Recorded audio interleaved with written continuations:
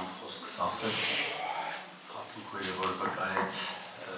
զոհաբերության մասին, ես մի բան հիշեցի իմ կյանքից, մեր կյանքից համատեղ 90-ականներին շատ ծանրորեն ունեի շապ, ահավոր։ Ու եղավ, որ ձմեռ էր արդեն փետրվար ամիսներ, ու աղոթում է, ասում է, Տեր Աստված լավ ոնց կլիներ, ասենք, Ողջ օր ասենք ես աշխատող ձեռքեն մեր հայերը, որ ասում են ձեռը ջերով մարդ, ամենից ձեռքիցս գալիս է, բայց գործ չկա, որ աշխատես, տունը սոված, նստած են, ու չի բան չկա։ Ու չգիտեմ ոնց Աստված, ոնց որ Հովսեփի կյանքը դասավորեց, տենց էլ մեր կյանքն էր դասավորել, ինձանից թաքում իհարկե։ Եվ մեր հարևանների մեջ հերթ կար։ Այս մարդիկ ամեն օր մի տուն հաց էր թխում։ Եվ մենք ամեն օր տաք հաց էինք ուտում։ Ամեն օր տաք լավաշ։ Այնպես որ երբեք չհուսահատվես, երբեք չհուսալքվես, չմտածես մտքիդ մեջ, որ լավ էլի զոհաբերություն, չէ։ Հենց այդ էլին կա, ես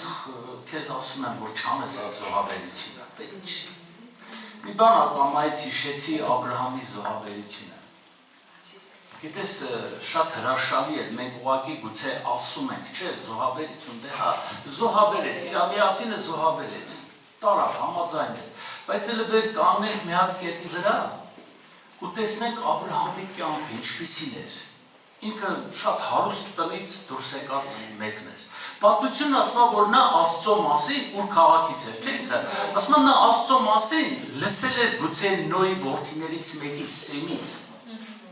Այնպես չէ, որ ինքը այդ քաղաքացիների երկրում ապրելով ինչ-որ բան գիտեր, նա լսել էր ինչ-որ մի բան, բայց նա չէր տեսել Աստծուն։ Բայց նա փնտրում էր։ Այստեղ մի բան պատմեմ։ Երկու թառահար մրցույթ էին գնում, հերթով նվագում են, այն մեկը մատերը տանում բերում նվագում, այն մեկն էլ մի ձև բռնած անընդհատ խփում, հարցնում են, էլ ասում են, բա խի այդպես էլ, այն մեկը մատերով էր նվագում, դու մի բան բռնել էիր, նվագում էիր, դե ասում է սիրելիս, նա ման էր գալի, բայց չգտավ, իսկ ես գտել էի նվագում էի։ Փարտիրոջը, Աբրահամը փնտրում էր Աստծուն։ Իրականից նա շատ էր ման գալի, շատ էր փնտրում, եւ իր փնտրտուկը իրան արդարացում եղավ, որովհետեւ նա ինչ որ փնտրում էր գտավ։ Նա ինչ էր փնտրում, նա Աստծուն էր փնտրում, ոչ թե Աստծուց բարիք էր փնտրում, այլ նա հենց ինքը կենթանի Աստված իրեն համար բարիք էր։ Եվ հետագայում մենք տեսնում ենք այդ պտուղները, որ նա խոստմունք ստացավ երեխու համար եւ ընդամենը 1 տարի հետո նրա գոգը արդեն երեխա կար, անունը Իսահակ, ծիծաղ, ժպիտ, ուրախություն։ Նրա այդ մեծ հասակի մեջ Աստված լցրեց նրա կյանքը, ոնց ենք մենք հիմա աղոթում ասում ենք, թե լցրում մեր կյանքը, ինչով այդ ուրախությունով նա մեծ բերկրանք էր ապրում, հասկանում ես 100 տարեկան, հիմա էդի այսպիսի մի իրավիճակը 100 տարեկան մարդ ենք դնում զարմանում ենք, բայց 100 տարեկան մարդ երեխա ունեցավ, օրհնյալ է Աստված։ Եվ գիտես ամենակուլմինացիոն պահը ինձ համար նա էր, որ ոչ թե Աստված, որ նրան ասեց, պիտի քո միածինին զոհաբերես ինձ համար, դա չէր։ Կուլմինացիան այն էր, որ նա 3 օր մտածելու բան ուներ։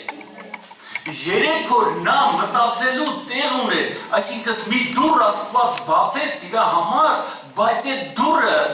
գիտես ինչ էր, այդքան էլ դրական չէր այդ դուռը սատանայի համար էր, դու կարծում ես նա 3 օր, որ Աստված նրան ասեց, այս սարերից մեկը, որ քեզ ցույց կտամ, նա անգամ սարի տեղը չգիտեր, նա չգիտեր ուր էր գնում, բայց նա գնում էր հավատքով, եւ նա 3 օր մտածելու բան ուներ, նա կարող էր հրաժարվել, նա մտքի մեջ մեծ պատերազմ ուներ, մի եղբայրն եք ասում է հենց գալիս է զոհաբերության ժամանակ, ասում է քծիպություններս բռնում է, ուզում եք ձեռքներս տանենք 1000 կռիվա գալի, շատ է էսի տուր, էլի տուր, բայց գիտես Աբրահամ իր ամբողջ ունեցածն էր տալի, իր ամբողջ ունեցածը տանում էր դեպի Տերը։ Եվ հետաքրքիրն է նա, որ նա հաղթահարեց այդ դժվարությունները։ Նա գնաց, գտավ այդ սարը, բարձրացավ սարի վրա։ Ու գիտես ավետարանը ոչ միտեղ չի հիշատակում, որ նա ինչ որ միտեղ երերավ եւ ամբողջ հին ուխտի մարդիկ, որոնք հավատացին Աստծուն, նրանք օրհնված էին Աբրահամով։ Նրանք օրհնված էին Աբրահամով։ Մենք էլ օրհնված ենք Հիսուս Քրիստոսով։ Ամենահետաքրքիր պահին գամ, երբ Աբրահամը դանակը քաշեց, որ որդու վիզը կտրել։ Եվ երկնքից մի խոսք եկավ, որ ասեց Աբրահամ, չանես այդ բանը։ Թեպետ Աբրահամը իր մտքում ինքը գիտակցում էր, որ Աստծուն հաճելի չի մարդկային զոհերը։ Բայց եթե դա էլ հարց է, չէ, այդ մեծ հարցական էր իր համար, այն այն Աստվածը, որ չի ցանկանում մարդկային զոհը, ինչու է ինձ ուղարկում իմ միածին որդուն, որի հետ ինքը շատ լավ արդեն մտերմացել էր, չէ, շատ սերտ կապերի մեջ էին, այդ որդի իր ամբողջ ուրախությունն էր, չէ, հետաքրքիրն է, որ Աստված ասեց մի արա, ես հիմա գիտեմ, որ դու ինձանից վախենում ես։ Սա Աբրահամի, գիտես ինչն էր, անկոտրում հավատքն էր, որ նա չնայեց ոչ մի բանի, ոչ մի ստացվածքի, ունեցվածքի, հայրական տնից դուրս եկավ, չէ պատմությունը, որ նայում ես ինչքան հարստություն ուներ թառան, գալիս էր ասում էր, այ տղա ջան, այ բալա ջան, ուր ես եթում ես, ամենը քո համար եմ սարքել, ասում էր, չէ, ես գնում եմ նրա ետևից, Եվ այնքան էլ, որ նայում ես այդ իր ամբողջը 25 տարվա ճամփորդության մեջ, ինքը այդքան էլ հեշտ օրեր ու ժամանակներ չունեցավ։ Դու միտեղ կնգամ տարան, միտեղ սով եղավ, միտեղ փողոցում քնավ, միտեղ կռիվ եղավ իր հարազատների մեջ, ղոֆտին գողացան տարան, վերջապես գնաց, կռվեց, հաղթեց, բերեց, հասկանում ես ինքը այդքան էլ հեշտ օրեր չի ունեցել, բայց իր կյանքում մի յուրահատուկ տեղ կար, դուք էլ գիտեք այդ տեղի մասին, այդ տեղը պատկանում Աստծուն, նա միշտ առանձնացած էր, ինչպես Աստծո խոսքը ասում է, սուրբը թող ավելի սրբանա, այսինքն նա մի կետ ուներ իր սրտի մեջ, որ դա առանձնացված էր Աստծո համար, նա մեծ հարստություն ուներ նաև, հորի ժառանգած, շատ անասուններ ուներ, բայց այդ ամենից ինքը առանձնացած մի անկյուն ուներ, մի սրբության սրբոց, որտեղ ուներ հանդիպում Տիրոջ հետ, որտեղ նա միշտ ամեն ժամանակ ուր գնում էր աչքը այդ տեղի վրա էր, ուր գնում էր նա լսում էր առանց նրա ոչինչ չէր անում ինքը։ Այ սա նրա անկոտրում հավատքն էր։ Նա զոհաբերեց, պատրաստ էր զոհաբերելու եւ ապացուցեց ամենաթանկը։ Երբ ձեռքդ կտանես գրպանդ կամ բումաժնիկիցդ հանելու, միշտ հիշիր այդ զոհի մասին։ Ես չեմ ասում Հիսուսի, կասես դե Հիսուսն Աստված էր, Աբրահամ խո մարդ էր։ Չէ՞։ Մարդ էր, մեծ մարդ էր։ Սովորաբար մեծերը մի քիչ թող ներողություն եմ խնդրում մեծերից մի քիչ այդ կողմից վախերում են, չէ՞, ասեն, բա ինչ կուտենք, բա ինչ կվառենք, բա հաց չկա, բա սա չկա, հա, այսպիսի մտածելակերպ ունեն մեծերը, Փառք Հիսուսին, դրա համար թող Աստված օրհնի քեզ եւ լցնի քեզ, քույրս եղբայրս, իսկապես մենք կարիք ունենք ճիշտ եւ հզոր զոհաբերության։ Մենք շատ կարիք ունենք ցանելու, ցանելը ինքը հրաշալի բան է։ Օրհնյալ է Աստված։ Թող Աստծո Սուրբ Հոգին օգնի այսօր ինձ խոսելու մեջ, քեզ լսելու մեջ, որովհետև այն ինչ որ ուզում եմ այսօր կիսվել քեզ հետ, վերնագիրն այսպես է, հաղթական Գեթսեման պարտեզ։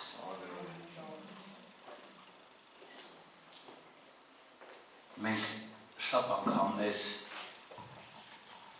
կարիք ունենք Աստծո ներկայության մեջ մտնելու։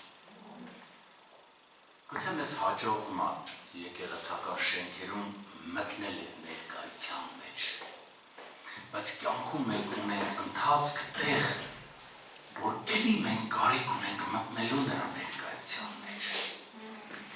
երբեմն կներեք այսպես մի քիչ անմիջական ասեմ, երբեմն եկեղեցական դահլիճներում ստացվում է բաներ, որոնք այդքան էլ ճիշտ չի, ձև, գեղեցավորություն լինում է անկախ մարդու կյանքից։ Բայց կյանքում ես ասեմ,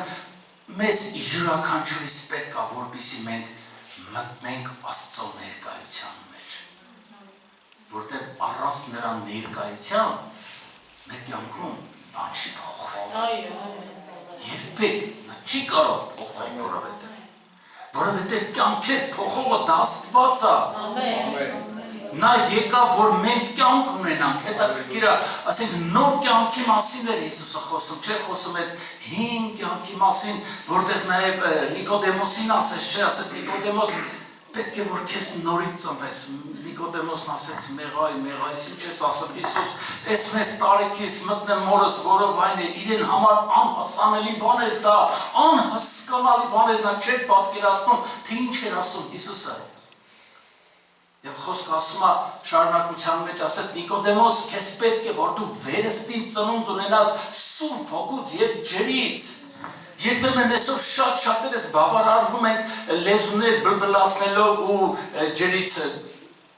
4 մեղավոր մտնես, 10 մեղավոր ունես։ Երբեմն մենք այսքանով բավարարվում ենք։ Հիշում եմ նախանցած տարի մկրտություն ունեցանք Սևանի հողի։ Մի ազնվորության մկրտեցի ջրից հետ դուրս եկավ, ասեց, վայ փառքես Հիսուս ջան, ասեց բրծանք, ասի ինչ, ասեց բրծանք, ասի կներես քույրիկ ջան, ամեն բան սկսվեց։ Նա սկսվեց, ոնց կարող է, որովհետև կա ջուր հասկացողություն մկրտությունների մասին, մկրտությունը նշանակում է ընկղմվել, սուզվել դրա մեջ, ամբողջական դառնալ, խոսքից մեջ երբ որ խոսեմ կզգաս սրա մասին, շատ կարևոր է։ Դա ուխտն է Աստծո հետ մարդու, դու չես կարող ուխտ անես, ինչպես ասենք ամուսնական զույգերը ուխտ են անում Աստծո առաջին, հետո դրժում են այդ ուխտը։ Ինչքան դժվար է բաժանված լինելը, ինչքան ցավ է երբ մարդը բաժանված է լինում Աստծուց։ Գիտես այսօր աշխարհը 4 կողմը որ նայում ես, ամեն մեկին մի բան հարցնելուց մի պատասխան են տալի։ Մեզ պատասխաններ են տալի, որ չեմ լսում կրկնեմ այդ բառերը։ Դա խոսում է նրա մասին, որ այդ մարդը բաժանված է ապրում Աստծուց, հեռու է ապրում Աստծուց։ Նա չի ճաշակել, նա չի տեսնում, փորձում է, ինքը փնտրում է։ Յուրաքանչյուր մարդ փնտրում է Տիրոջ երեսը, չկա տենց մարդ, որ չփնտրի։ Անհնարին է, մարդը չի կարող, մարդու կյանքը դադարում է կյանք լինելուց, երբ որ նա ոչինչ ման չի գալի։ Մարդիկ Ղալթաղջիում են ման գալի Հիսուսին, մարդիկ Էջմիածնի եկեղեցում, մոմերի մեջ, չգիտեմ կրոնական սփեշների մեջ, չգիտեմ այնտեղ հյուշեր, տրնդեզներ, բաներ, կրոնական ձևերի մեջ են, նրանք ման են գալի ինչ-որ մի բան։ Բայց մենք էլ գտել ենք ու նվագում ենք, ասում ենք օրհնյալ լինի անունը Հիսուսի։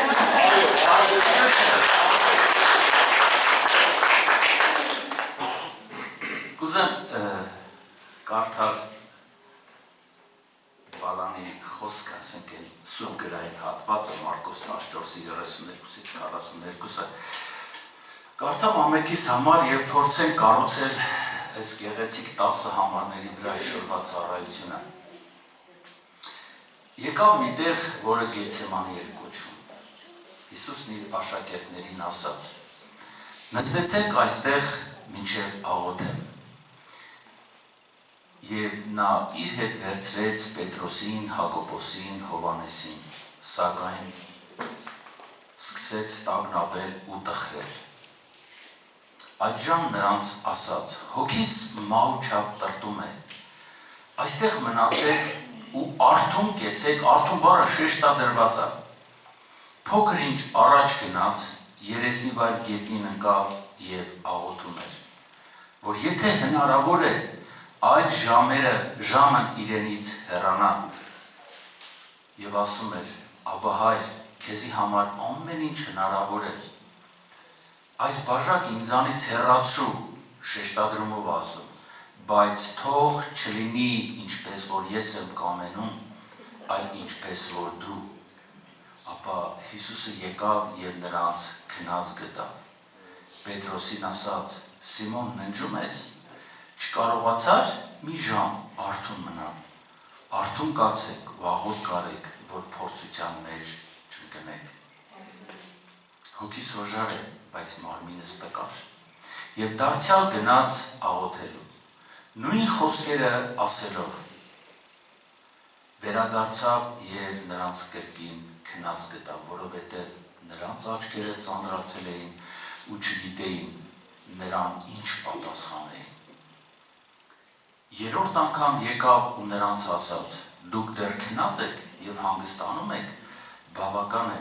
ժամը եկավ և ահա մարդու որդին մեղավորների ձեռքն է մատնվում, վեր կացեք գնանք, ահա ինձ մատնողը մոտեցավ։ Փառք Հիսուսին, երբ որ աղոթում է այսօրվա համար, Աստված էս տվեց։ Նախ փորձենք հասկանալ այս իրավիճակը Մարկոս 14, ինչ բաներ և որտեղ է Գեթսեման պարտեզը։ Գեթսեման պարտեզը ասում է Երուսաղեմից մի քիչ հեռու,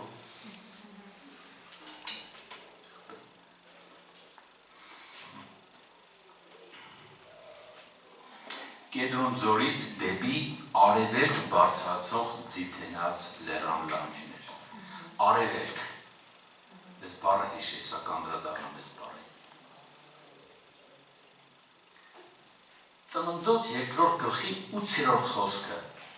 և Տեր Աստված մի պարտեզ տնկեց Եդեմում, արևելյան կողմը և իր արարած մարդուն դրեց այնտեղ։ Երկուսն էլ պարտեզ են կոչվում, Եդեմական պարտեզ, սա է Գեթսեման պարտեզ։ Գեթսեման այդ տարածքն է, փոքրիկ բլուրն էր, բայց այդտեղ մի տեղ կար, որտեղ Հիսուսը պատմությունն ասում է, որ նա միշտ այդտեղ աղոթում էր, ոնց որ թե մենք միշտ հավաքվում ենք մեր հավաքատեղիներում և աղոթում ենք։ Նայ, երբ նայում ենք մենք առաջի մարդկանց, Ադամին ու Եվային, նրանք շատ հրաշալի հնարավորություն ունեին, ամեն բան բացել իրենց համար, շփվում էին Աստծո հետ, նստում էին, վեր էին կենում, ես սիրում եմ այդ ժամը, որտեղ ասում է, օրվա զով ժամին Տերը այցելում էր նրանց։ Ես դա միշտ զգացել եմ, որ դա առավոտվա ժամ է, որտեղ ամառը, որ նայում ենք ըստ պատմության, ձմեռ չի եղել, շոգ է եղել, ըստ տարածաշրջանի եմ ասում, և այդ ժամերն էր միայն զով ժամեր, և Տեր Աստված առավոտ կանուխ գալիս էր նրանց հետ ու շփվում էր, սա իմ կարծիքն է։ Եվ եղավ մեկ օր, որ նրանք պատվեր ստացան չուտելու, չմոտենալու կենաց ծառից, ուզում եմ կենաց ծառն էլ հիշես։ Հետաքրքիրն էր, որ սուրբ մարդիկ էին նրանք, ավետարանը վկայում ասում է, որ նրանք մերկ էին, բայց չէին ամաչում։ Սա մեծ խորհուրդ կա, էլի սա ուղղակի տենց բան չի որ նայենք, բայց սրա վրա չեմ անդրադառնում։ Եվ ասեմ, որ Սատանան ինքը Եդեմական պարտեզում չէր։ Նա հետո եկավ։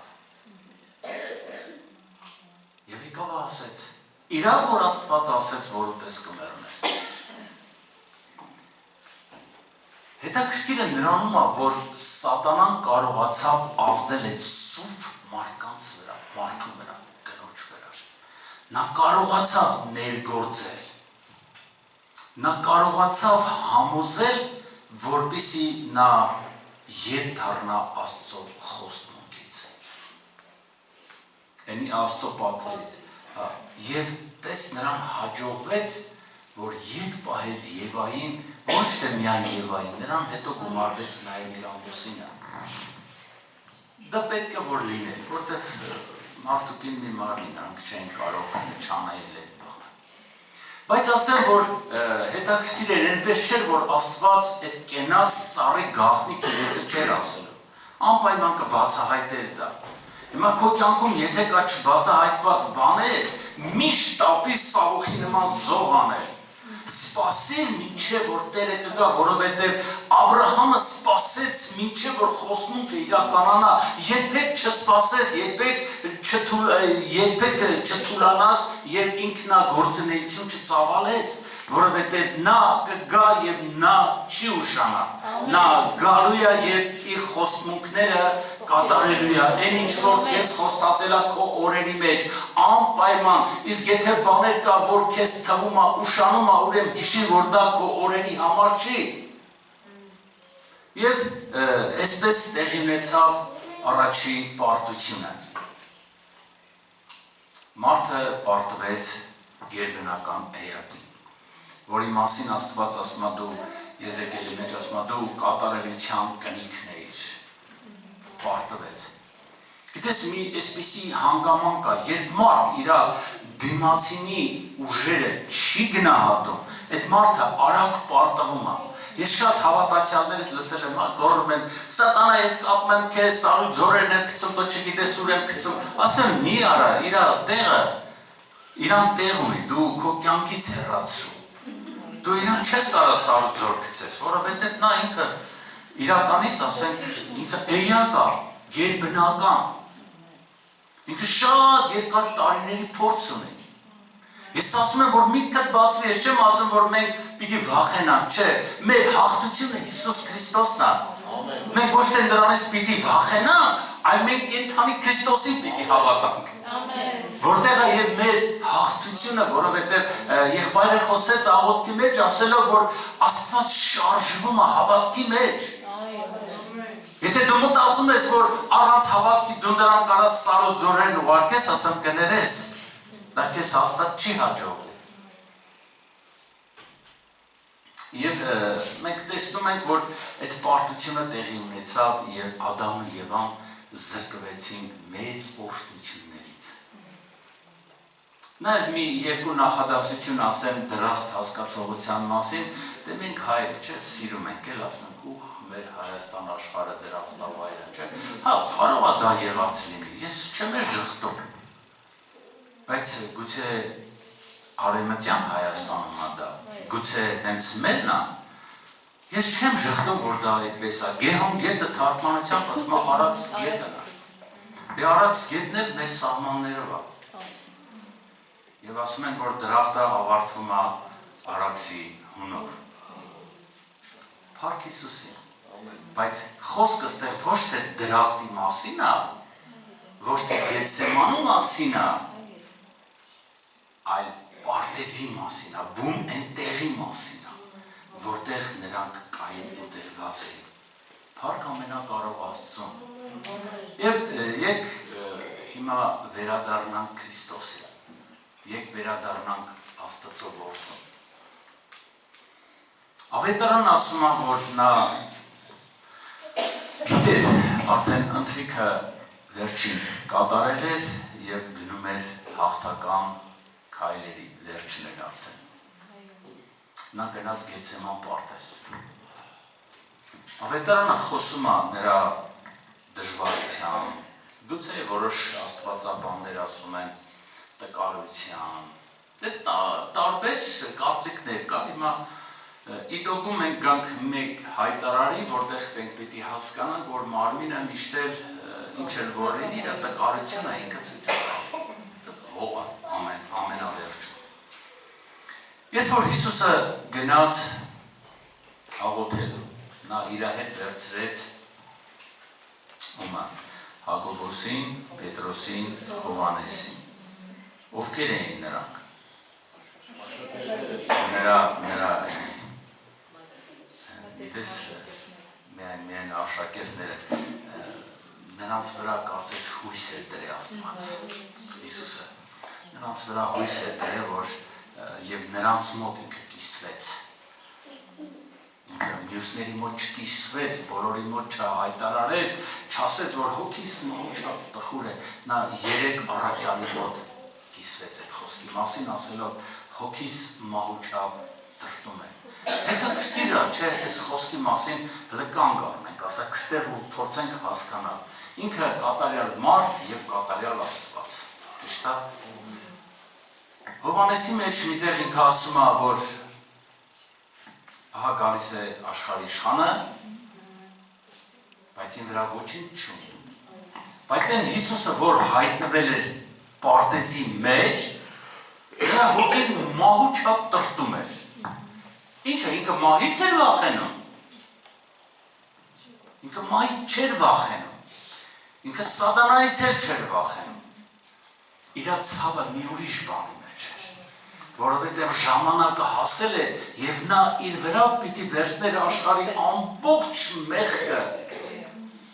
Այս դառնությունն էր իրան սպանում եւ սրա համար էր որ Եսային ասեց ոչ թե ես եմ ձեզանից հեռացել, այլ ձեր մեղքերն են որ հեռացնում են ձեզ ինձանից։ Այսինքն Հիսուսի տխրության պատճառը մեկն էր, որ իր վրա պիտի վերցներ աշխարհի մեղքը եւ որոշ մի կարճ ժամանակ Աստծուց առանձնանալ, որովհետեւ Աստված չէր կարող նայել նրան, քանի որ մեղք կար նրա վրա։ Հասկանում ես, նրա վրա մեղք կար։ Այսօր երբ որ մեկի կյանքում մեղքը ծնվում է, սկսում է իր սրտի մեջ տագնապել, ցավ ապրել, չէ, զգում է հանդիմանությունը, զգում է որ չի ստացվում ինչ-որ մի բան, աղոթքը չի ստացվում, սա չի ստացվում, բարկություն է գալի, մի խոսքով մեղադրանքներն են ծնվում, սկսում է ինչ անել, փորձել մեղադրել ուրիշներին իրենց մեղքերի համար։ Եվ Հիսուսը ինչ արեց։ Գնաց աղոթելու։ Դու ինձ հետ ես, չէ՞։ Հարկեսս։ Նա գնաց աղոթելու։ Ինչ էր ասում։ Նա հորից խնդրում էր ինչ-որ ճաշ, ինչ-որ ուրիշ ելք, ինչ-որ ուրիշ ճանապարհ, ասում էր հայր, դու ամենակարող ես, դու հզոր ես, դու փառավոր ես, դու կարող ես ուրիշ ճանապարհով տալ այդ հաղթությունը։ Բայց ըստ իր աղոթքի երկինքը լուռ էր։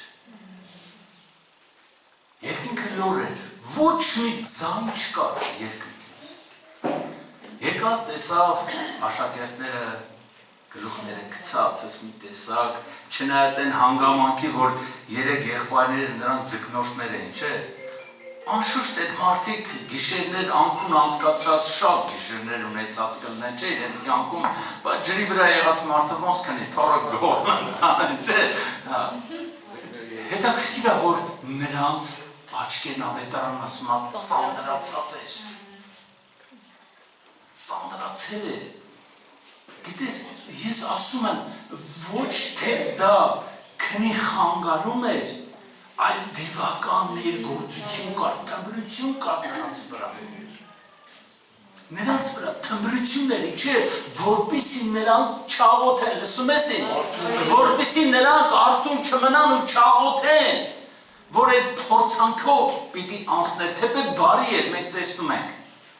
թեպետ բարի էր, Աստված չարը բարիին դարձրեց, չէ, որովհետև երբ որ նրանք աղոթեն, գուցե Աստված փոխեր իր մտադրությունը Հիսուսի հանդեպ, բայց այստեղ մենք տեսնում ենք, որ նրանք թմրած են, կարծես թե Հիսուսը մի տեսակ սս նեղանալով ասեց, այ ձեր տունը շեն ձեզի մի ժամ էլ չկարացի կարդալ մնայիք, չէ, ասենք երբեմն եկեղեցում գալիս ես, տենում ես մեկ էլ նստա ու բա գնաց։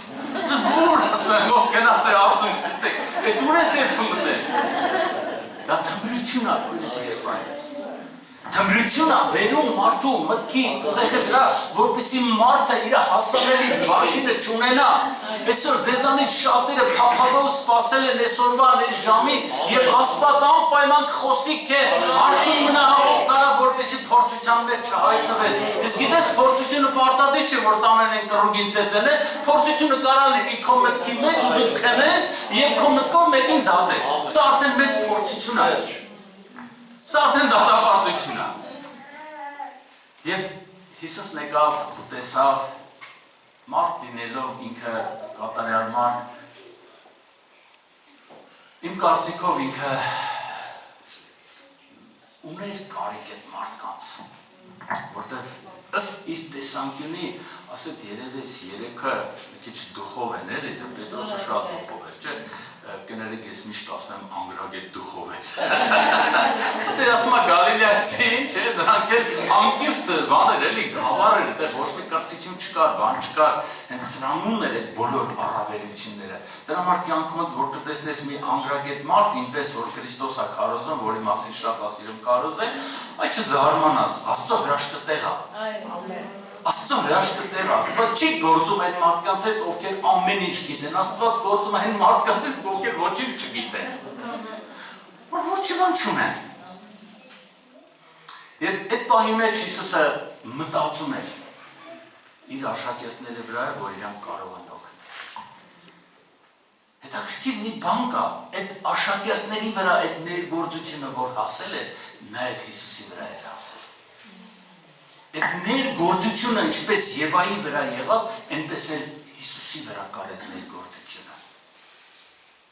Եվ երկրորդ անգամ նորից գնաց աղոթել։ Նույն բառերը կրկնեց, ասելով հայր, եթե հնարավոր է, հեռացրել ինչ կլես իրավիճակը ինձանից։ Բայց դարձյալ երկինքը լուռ էր, ոչինչ չկար։ Գիտես, այդտեղ մի գեղեցիկ տեղ կա, որտեղ մենք պիտի փորձենք հասկանալ, որ նա ինչ-որ մի տեղ ուզում էր չկատարել, չգնալ, նա ուրիշ բաներ փնտրում։ Ինչ-որ մտորումներ ուներ, ասում էր, չի մահանամ, էլի, որ կարող իմ հայրը ամենակարող է։ Այսօր շատերիս կյանքում լինում է այդ պահերը, որ մենք ուզում ենք անպայման մեր ուզած ձևով։ Մեր ուզած ձևով ենք ուզում որ լինի, բայց կներես այդպես չի Աստծո կամքի մեջը ներթափանցելը։ Բայց չմոռանանք, որ Հիսուսը երրորդ աղոթքին, երբ որ մոտեցավ, ասեց հայր, ոչ թե իմ ուզածն է, որ ուզում լինի, հապա քո ուզածով թող լինի։ Այսինքն նա հասկացավ մի հրաշալի բան, որ երկինքը լուռ էր, չէր պատասխանում։ Գիտես, այսօր շատ աղոթքներ կա, որոնք Աստծո կամքի համեմատ չեն, եւ պատասխանը չկա, եւ մարդիկ ձեռք են թափահարում, գայթակղվում ու հեռանում են կենդանի Աստծուց։ Ասեմ, երբեք մի կանգնիր մի կետի վրա, փնտրիր Տիրոջը։ Ավետարան ասում է, նա որ փնտրի անպայման կգտնի։ Եւ այս իրավիճակի մեջ մենք տեսնում ենք, որ Հիսուսը փնտրում էր, հոր կամքն էր փնտրում, թեպետ դիվական ներգործությունը իր հետքը թողեց նրան տանելով այլև այլ մտքերի, որպեսզի դուրս գար եւ չկատարվեր մարգարեությունը։ Միևնույն է Հիսուսը փնտրում էր։ Եվ գանք երրորդ կետին, որտեղ ինքը սկսեց աղոթել։ Ղուկաս ավետարանն ասում է, որ 22-ում է։ Ասում է, եւ նա երրորդ անգամ եկավ աղոթելու եւ ասեց հայր, ոչ թե իմ, հապա թող քո կամքը լինի։ Այստեղ արդեն բացվում է ուրիշ դռներ։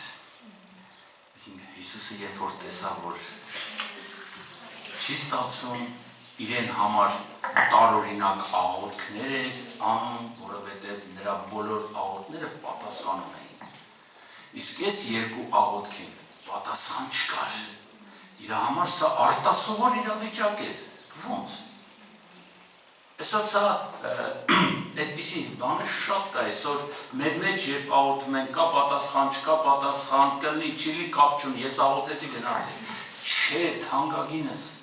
գուցե հենց այդ օրն այդ պահն է, որ դու պիտի ներթափանցես Աստծո ներկայության մեջ, Աստծո կամքի մեջ, ամեն վայրկյանը թանկ է, ամեն քայլը թանկ է, սիրելիներս, որովհետև հաջորդ վայրկյանը չգիտես, հաջորդ րոպեն, հաջորդ ժամը քեզ կնվիրվի, թե չէ, դե դա քո վերջը կլինի։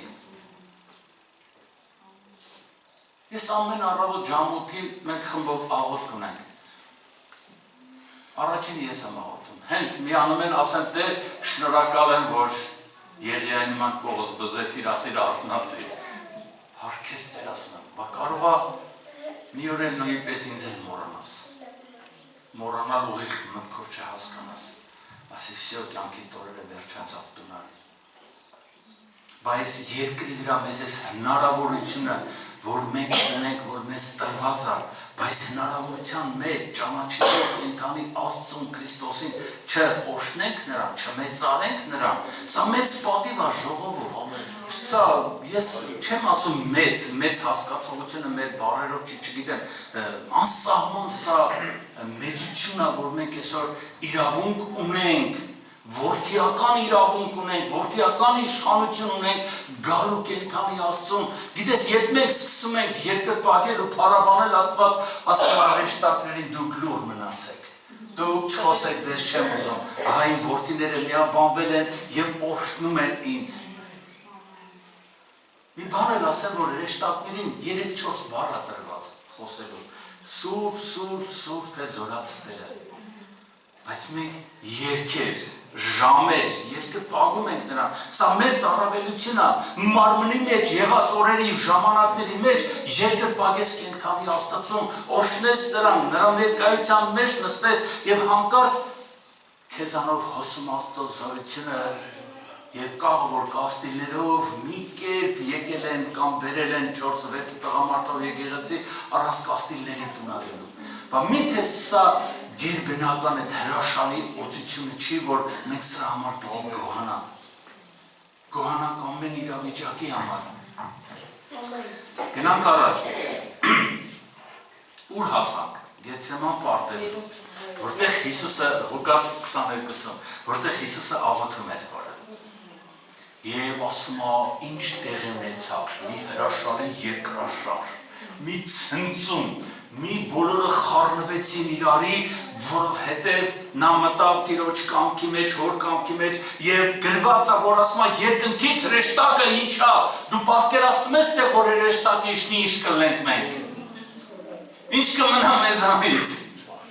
Մենակ մեր հոգիները կմնա, որոնք կաղաղակեն, աբահայր։ Եվ ասում է երկնքից մի հրեշտակ իջավ եւ զորացրեց նրան։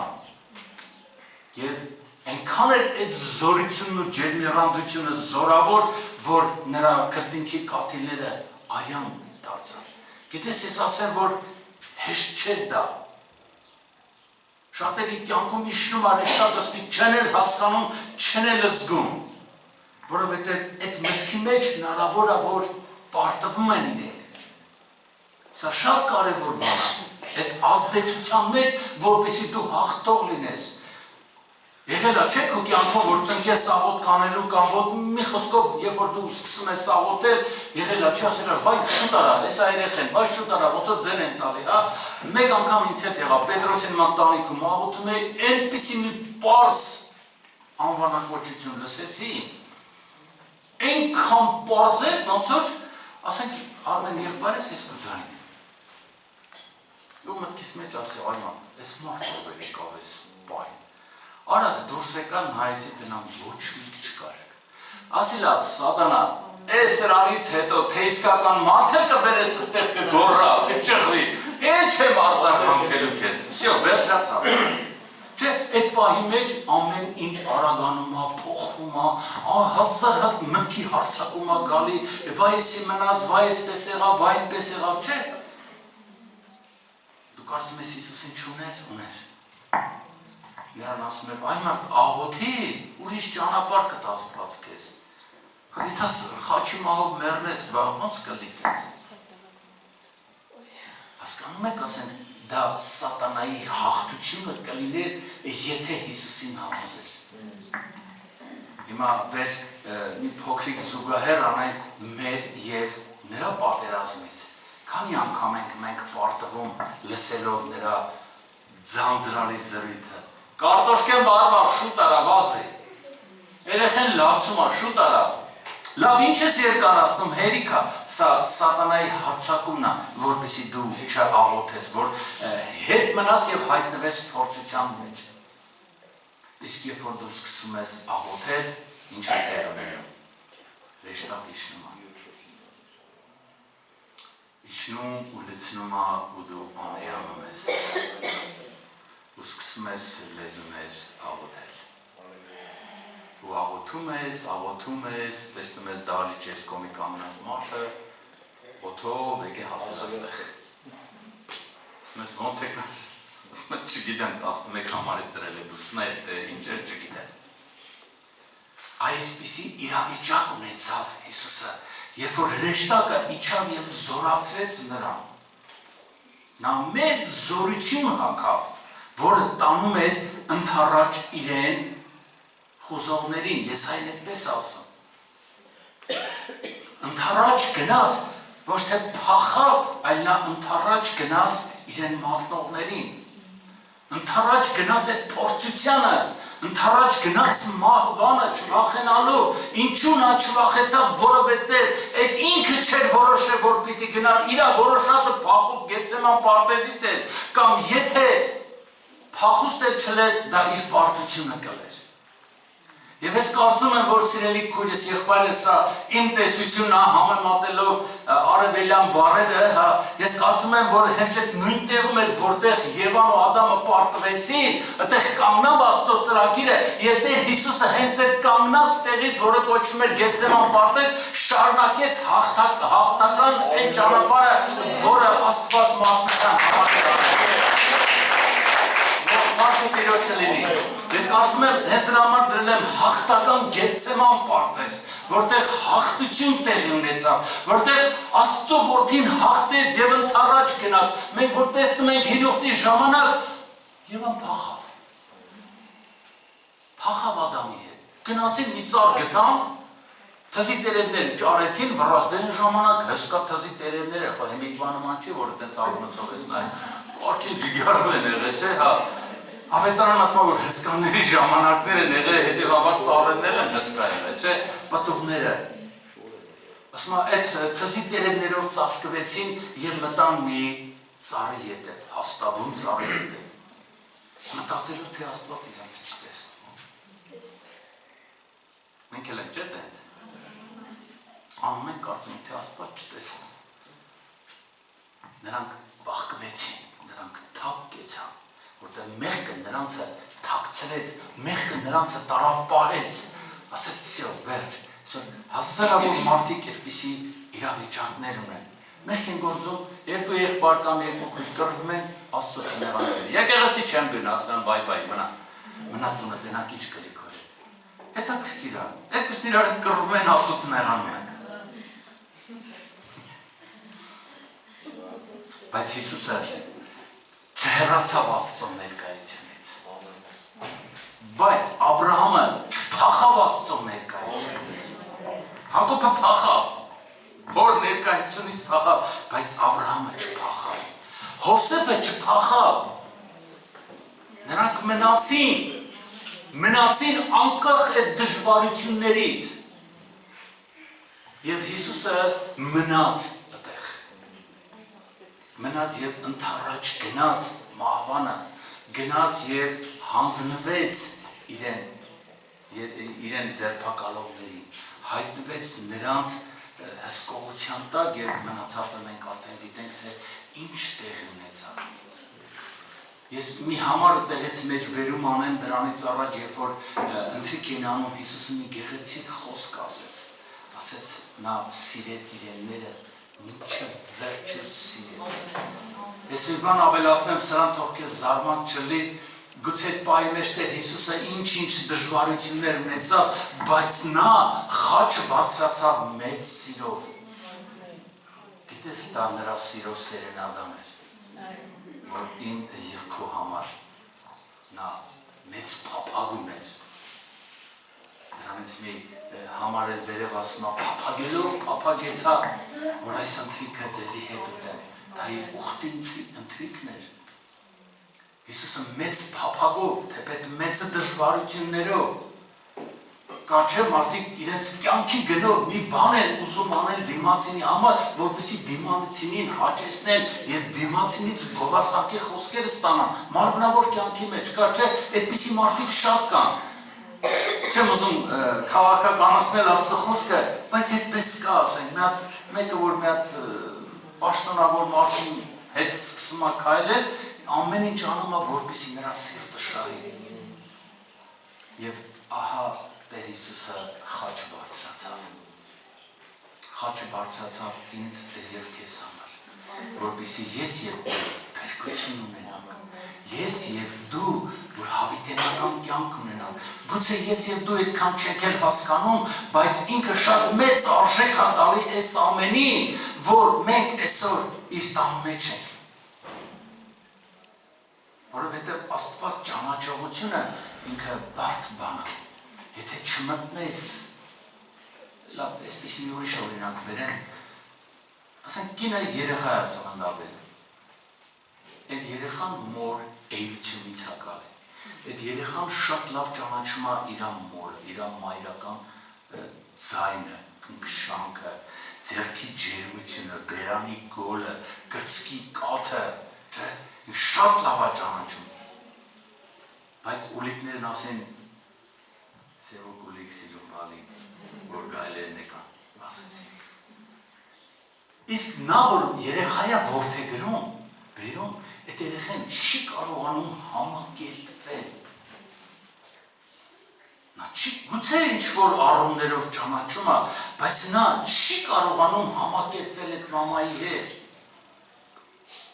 Որովհետև ճանաչելու համար մարդը պիտի հայտնվի Աստծո ներկայության մեջ, մարդը պիտի մտնի նրա կամքի մեջ, իր վրա կրի Քրիստոսի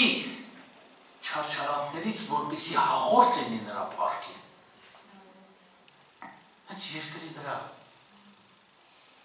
Երբեմն մենք ոչինչ չենք ուզում անենք, բայց ասում ենք Տեր Աստված օրհնի եւ լեցրու։ Ինչի համար։ Հարցը է։ Այսինքն մենք պետք է որ հնարավորություն տանք Աստծուն ցանենք ինչ-որ մի բան, որ կարողանանք ընձենք, շնորհեց ընես դատարկ տեղը ոչ մեկ չի տա ոչ մեկին։ Կամ ինչ-որ մի խելացի գյուղացի երբեք չի տանի իր ցորենը ցանի, չգիտեմ, ինչ-որ անջրտի տեղ, որ հետո ուզենա քաղի։ Եվ դրա համար քույրս եղբայրս խոսքիս իմաստը նպատակը մեկն էր, որ թող քո Գեթսեմանը նախ բարձրանա, որովհետև առանց Գեթսեմանի, առանց քո աղոթքի, դու կարող ես շատ աղոթներ ունենալ, միաբանվել շատ աղոթքների, բայց իմ կոչսա, որ դու ունենաս քո հաղթական աղոթքը, որովհետև հայտնության գիրքն ասում է հաղթողները պիտի ժառանգեն երկնքի արքայություն։ Եվ ասում է հաղթողներն են, որ պիտի ուտել տան կենաց ծառից, հիշում են, որ Աստծո դրախտի մեջ է։ Իհարկե մենք պատկանում ենք Հիսուս Քրիստոսի հաղթական զորքին, հաղթական զինվորն ենք։ Բայց երբեմն մեր մեջ լինում են տկարներ, թույլեր, որոնք դադարում են պայքարելուց, որոնք դադարում են աղոթելուց, որոնք դադարում են կռվելուց, ավելի շատ ձգտումներ ունեն բախկվելու, թաքնվելու, ծածկվելու ժամանակավոր հանդերձներով, ինչպես Ադամն ու Եվան ծածկվեցին թզի տերևներով, ես վստահ եմ, որ պարտեզում եղանակը շոկ էր 10-15 օր հետո այդ տերևները չորանալու էր, նորից իրանց մերկությունը երևալու էր։ Չէ, այսօր շատ մարդիկ դու կարող ես տեսնես, ասենք, որ ինքը իր բացասականի մերկության համար մեղադրում է ուրիշի, քույրես եղբայրս 20 օր հետո նորից նույնը կկրկնես, եթե դու չունենաս հաղթական աղոթք, եթե դու չունենաս հաղթական աղոթք դեպի առաջ գնալը։ Աղոթք ոչ թե ինչ-որ գորգորաս է, աղոթքը դա չի, որ դու կարող ես գորգորալ, աղոթքը, որ քո ներսը կարողանա հաղթահարի քեզ, քո ներսը կարողանա քո աղոթքը հաղթահարի քեզ հին մարդուն, որպեսզի դու կարողանաս քայլ կատարես։ Մենք չենք ստեղ մենք աղոթում ենք ու գործում ենք, պիտի գործես, աղոթքը գործելով է։ Հիսուսը ասում է ամբողջ գիշեր աղոթում էր ու ողջ ցերեկը գործում էր։ Առանց այդ երկու իրավիճակի մենք ոչ մի բան չենք կարող ունենալ։ Եվ դրա համար զուտ չէ, որ ես Աբրահամի օրինակը բերեցի, նա 3 օր ունես մտածելու հնարավորություն, հա գիտես այսօր դու կարող ես շատ լավ լցվես, դու կարող ես այսօր կպնի Սուրբ Հոգին քեզ եւ դու քեզի կատարյալ զգաս, դա չի բացառվում։ Ես հավատում եմ, որովհետև Աստծո Հոգին այս վայրի մեջ է, սա չի հաղթությունը, հաղթությունը նա է, որ եկեղեցուց դուրս է հաղթությունը, քո տան մեջ է հաղթությունը, երբ որ միտքը գալիս է դու նրան հաղթես, երբ որ հին մարդը գլուխը բարձրացնում, գլուխը ջարդես, եւ թույլ չտաս, որպեսզի ինքը ծռի քո ճանապարհները։ Ինչ Աբրահամը հին մարդ չուներ, Աբրահամը հին մտածելակերպ չուներ, ուներ, Հոսեփը հին մտածելակերպ չուներ, ասма պետապրեսի կնիկը եկավ, ասավ, գիտես ինչ կա, դու շատ լավ մարդ ես, արի գնամ։ Հոսեփն ասեց, «Ոյ, չես համաչում, ես ո՞ս կենթանի Աստծո առաջին մեղք գործեմ»։ Ու շատ եմ սիրում այն խոսքը, երբ որ պետապրեսը կանչեց Հովսեփին, գիտես ինչ ասեց, ասեց լսի, ինքեր դաղճապետ, ես ավելի հավատարիմ եմ, քան քո կնիկը։ Հիշում եք այդ խոսքը։ Ինչա, այդ մարդկանց մեջ հին բան չկար մտածելու, կներեք, զգացմունք չկար, ցանկություն չկար, կար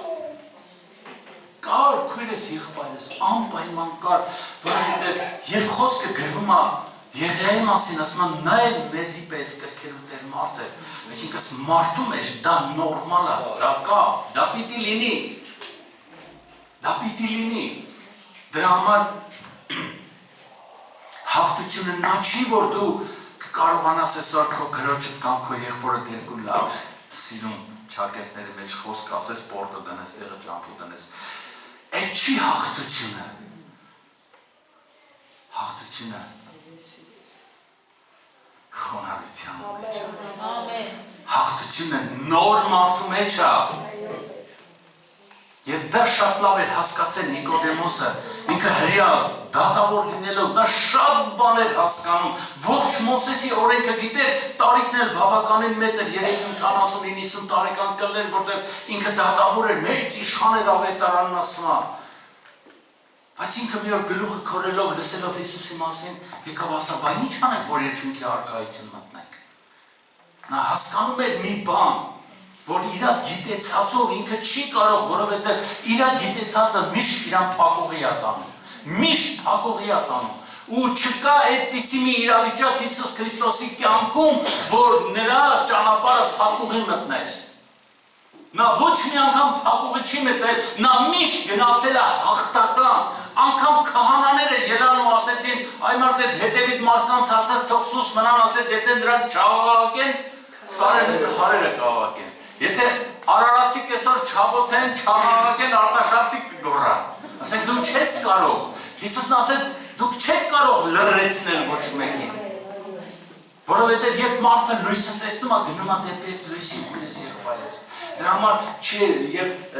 Հիսուսի պատասխանը եղավ Նիկոդեմոսին ասեց, գիտես դու պիտի հրաժարվես քո հնությունից։ Դու պիտի հրաժարվես հին մարդուց։ Եսեկել 36-ում ասում է, քեզ նոր հոգի եւ քեզ նոր սիրտ պիտի տամ։ Այդ սրտին մեծ ականջ ունի, այ շատ մեծ ականջ ունի։ Որովհետև Աստծո խոսքը չեն լսում ականջով, Աստծո խոսքը լսում են սրտով, որտեղ Հիսուսն ասեց, բարի սերմը գնում է սրտի մեջ։ Ամեն։ Ոչ թե Աստծո խոսքը լսելու համար է, այլ Աստծո խոսքը աճեցնելու համար է, որ դու նրան պիտի փայփայես, մեղքն էլ այդպիսի հատկություն ունի։ Մեղքին եթե փայփայես, Ադամի Եվայի նման փակվես, թաքնվես տերևներով, նա շուտով երկրորդ մեղքը կգործի։ Տեսակ նրանց արածից ծնվեց Կայենը եւ սպանեց իր եղբոր Աբելին։ Դրա համար երբեք չէ Աստված ինչ էր հավանում Դավիթի սիրտը։ Ինչ էր հավանում, հետաքրքիր է։ Շատ երկար եմ մտածել, ասեմ լավ, ինքը չի սրտեր դզողը, հա։ Բախի ասենք, այդքան չկա մեր մասին, ասենք կամ մենք ինչ այդպիսին չենք։ Փաստորեն այդպիսին ենք, ուղղակի չգիտեի պատասխանը։ Եվ երեք եթե առաջորդ էր, Տերը խոսեց, ասեմ հալելույա, Աստված Դավիթին հաճենում էր մի բանի մեջ, որ ինչ որ անում էր, գրում էր ասում էր Տերես բան եմ արել, ներինձի եւ ես իմ մեղքը ճանաչում եմ։ Որոնց գնում էր ու դատապարտում էր։ Չէր պահում ասում էր, դե գիտես, ես ես մեղավորների նման չեմ, ան, այդ 10-րդ եմ տալի, ես եմ անում, աղոթքներ եմ անում, ծոմերս եմ պահում, խոսրանց նման չեն։ Տերն ասեց չէ, ստեղից արդարացած գնաց միայն նա, ով ճանաչեց իր մեղքը։ Ով ճանաչեց իր մեղքը։ Ես սրանում է Աստծո հաճությունը, որ Աստված հաճենում է Դավիթին, որ իր ներսում բան չէր պահում։ Երբեք խավարի մեջ ոչինչ մի արա, մի թաքնվել խավարում։ Միշտ ինչ որ կանես լույսի մեջ արա, Տիրոջ առաջին արա։ Լավ թե դա, այնպես չէ որ մենք մեղք գործեցինք դառանք մեղավոր։ Աննարդ մենք մեղավոր ենք, էլ է որ մեղք ենք գործում։ Բայց սա արդարացում չի, մեր արդարացումը Հիսուս Քրիստոսն է։ Սիրելի քույրես, եղբայրս, դրա համար ուզում եմ որ գնանք այդ դժվարություններին։ Խոսքն ասում է նա գնաց իրեն խուզողներին, նա գնաց իրեն ձերբակալողներին։ Դեն գնաց, նրանց ոչ թե փախավ, նա չի ասում որ փախավ, նա ասում է որ գնաց։ Հիմա եթե քեզ հալածում են, մի փախիր։ Եթե քեզ նեղություն են տալիս, մի փախիր։ Այս մասին նա ուրիշ օրինակ բերեմ Ծննդոց գրքից, որտեղ վերջում հեղինակը Հովսեփը ասում է որ Աստված էր արել ամենը։ Նա իր հոր սիրելիներից երկու որդիներից մեկն էր։ Բենյամինն էր, հետո Հովսեփն էր, չէ՞։ Բայց որ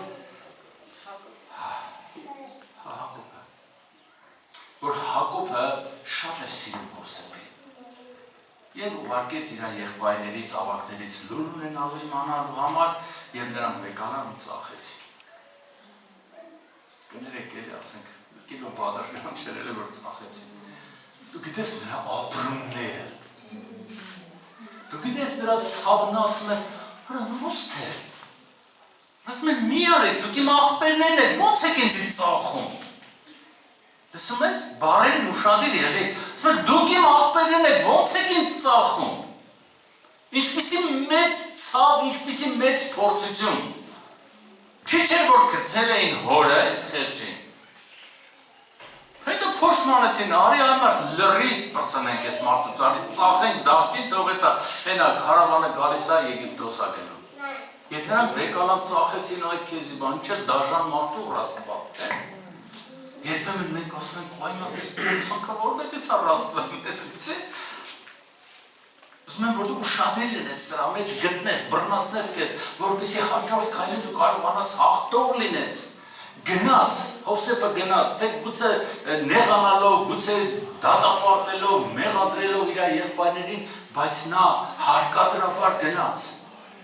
Երբեմն մեզ էլ Աստված հարկադրաբար ուղարկում է, բրդում է, մենք անդադար հակառակվում ենք, ինչ անում ես այդ խնդիրը գալի կանգնում է, քո կյանքում կան չէ մարդիկ, որոնցից ուզում ես փախնես, հեռու մնաս, բայց ոնց բռնում ես այդ մարդը գալիս է, քիփ կայնում է քո դեմը։ Հենց դա պետապրեսն է, հենց դա պետապրեսն է, քո դահիճն է։ Գիտես ասեմ ավելին, պետապրեսը դահիճ լինելով, դահճապետ լինելով, այսինքն դահճապետների հորիվն էր մեռածալ, այդպես ես իմ քանյան դահիճ ուներ իր ձեռքի տակ։ Նա կարողացա Հովսեփին սարքել կատարյալ։ Երբեմն փախնում ես չէ՞ մարդկանցից։ Հələ քանի տես մարդ կա ձեռք բարձրացրել։ Օ, հալելույա։ Այդ խնդիրը հենց սա է, որ մենք ոչ թե պիտի փախչենք, Հիսուսն ասեց, մենք չենք փախչում, մենք գնում ենք ընդառաջ, մենք գնում ենք նրանց, ովքեր մեզ ուզում են մատնել, մեզ չարախոսում ու բամբասում են, 5:11 Մատթեոս ավետարանիչն ասում այդ մասին, նա գնաց, և գնալուց հետո ինքը մնաց պետապրեսի տանը, գործ արեց, աշխատեց, հետո գիտենք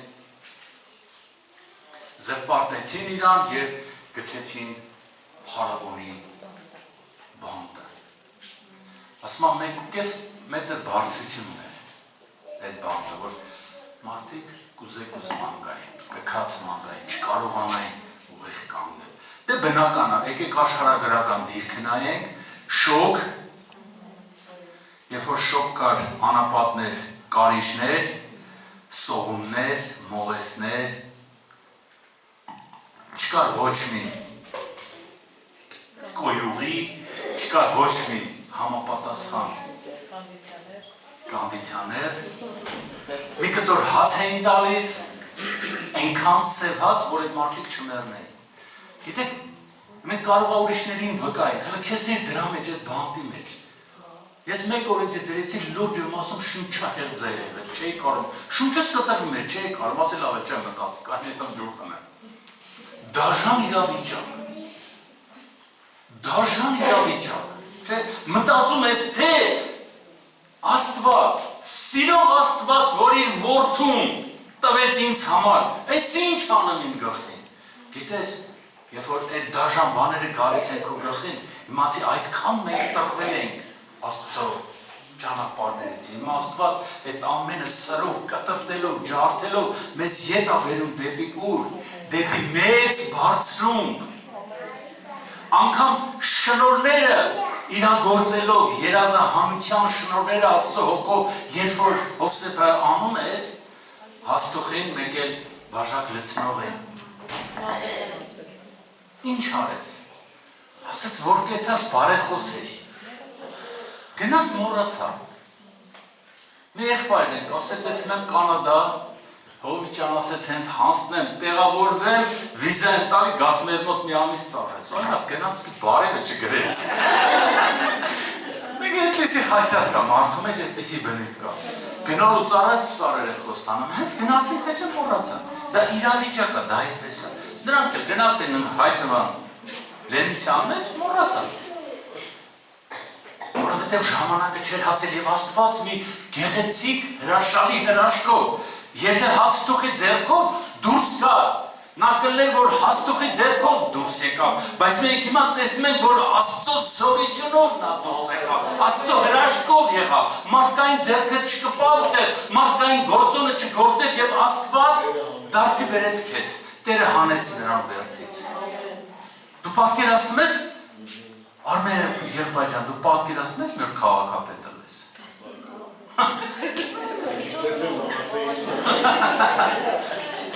Հովսեփի մտքով երբեք չէր կարող անցնել այդ բաները։ Ոնց կարող է պատահել, բանտարկյալ, հրյա, լքված, ծեծված, հոր կարոտից, հալումաշ եղած, այ մարդ լավ է, մտքով չէր կարող անցնել, գոնե լավ, թաղապետ տներ կհասկանայինք, բայց նրան վարչապետ տրեցին, ասել գահում են ինձանից ծածր կնես։ Բայց ուզում եմ ասել, որ նա այդ ամենի մեջ կարդացեք Հովսեփի կյանքը, նա միշտ հիշատակում է կենդանի ասում, այսինքն սա խոսում է նրա հաղթական աղոթների և այն հաղթական հավատքի մասին, որ իր մեջ կա, նա երբեք թույլ չտվեց, նա չփոխեց ոչ պետապրեսի կնոջ հետ, ոչ այն մյուսի, ես ինչ գիտեմ, էլ ինչ դժվարություններ անցել, և եկավ մի իրավիճակ, որ Աստված իր զորած ձեռքով հանեց և մեկնելով Աստվածային շնորհով տված այդ երազները և փարավոնի սիրտը փոխեց, ասեց դու ինձանից միայն քո գահով պակաս կնես։ Եվ բայց ասեմ, որ նեն չէր, որ Հովսեփը խնդիրներ չուներ։ Իրա կրծքի տակ բաբախող սրտի մեջ մի բան կար։ Խի սրանք սենց հարեցին։ Եվ Աստծո գործը մեծ սով բերեց։ Հա, Իսրայելը, մարդիկ սով եղան, բայց նաև այդ մյուս տարբերակում մենք նայում ենք 7 տարի առատության տարիներ եղավ Եգիպտոսում։ Չէ, որ մենք նայում ենք, ասում ենք, այ մարդ, այ ես քրիստոնյա մարդ եմ, հավատացյալ մարդ եմ, ինչի եմ հաց հավաքում, հələ նայի ամբարիշտը տես ոնց է զորանում։ Ասում ենք հայերս այսպես, բայց հələ Թուրքիային նայի, դու ինչ գիտես Աստված ինչ անում։ Դու ինչ գիտես Աստված ինչ անում, քեզ ինչ է տրված այսօր անելու։ Նիկոլին տրված է երկիրը կառավարելու։ Աղոթի իր համար, քո ինչ գործն է։ Քեզ տրված է աղոթելու, աղոթի քո երկրի սահմանների համար։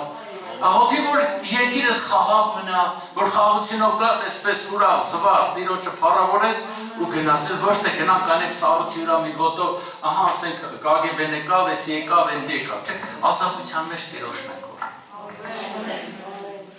Ինքը պահեց այդ ամենը։ Եվ եկավ մի գեղեցիկ օր ժամանակ, որ սովը տվեց Հակոբի տան վրա և Հակոբի որդիներին ուղարկեց, եկան, շատ եմ սիրում ուղարկի այս դրվագները, դրա համար ուզում եմ քեզ հետ կիսվել, դեղ շատ լավ բան կա։ Եկավ արդեն, բայց Աստծո օրհնությունը կոտրել էր Հովսեփի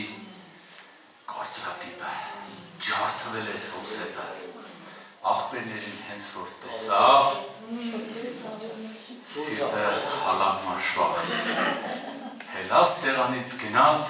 մի կուշտ լացեց դու պատկերացնում ես Հովսեփը ներելու համար պահանջվեց 16 տարի հաշտվելու համար պահանջվեց 16 տարի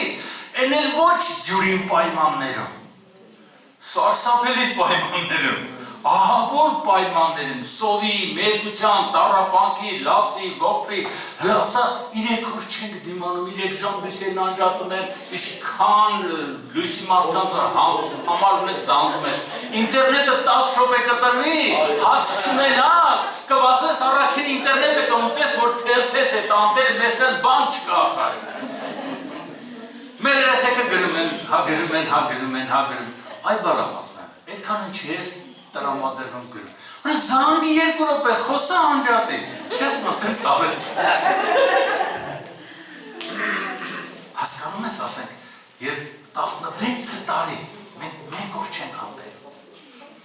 1 ժամ նեղություններին ես ասեմ ավելի նեղացնեմ 1 բար չենք կարողանում տանել դիմացինի ասածը 1 բար ինձ խեսպես ասեցին խեսպես տեղի ունեցավ բայց այդ ամենը Հովսեփը ոչ մեկին չէր բացահայտում Հոբը իր կյանքի պատահած դժվարությունները ոչ մեկին չէր պատմում ոչ մեկին չէր ասում հելան բարեկամները բամբա ներկայեկալին գնացին որպեսզի Հոբին մխիթարեին տեսան Հոբի վիճակը որ Հոբն է իրանց մխիթարում ավետարան ասման նրանք մխիթարված տուն գնացին տեսեք Հոբի կեցվածքը Հոբի պահվածքը Սա է Աստված պաշտություն, սա է հավատքի հաղթությունը և վերադառնանք Հովսեփին նա գնաց մի կուշտ լացեց, ով ասիլում լացել